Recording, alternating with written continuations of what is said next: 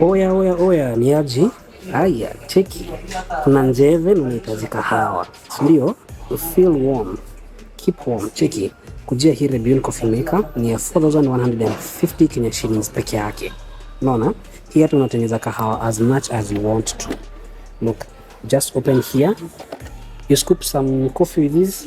You put in here. Yeah, this one is for measuring. You put in here, and then you return it back inside like that. And then you open here. You put your water inside. Unaona, imekuonyesha pia the level that you're going to put it to. So you come get this one. Unafunika tu, you plug it in, unawasha, inakutengenezea tu kahawa yako vizuri. Sawa. So keep warm with this Rebune Coffee Maker.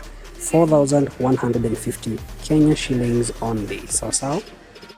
So you're very much welcome to get this one right here at Patazone.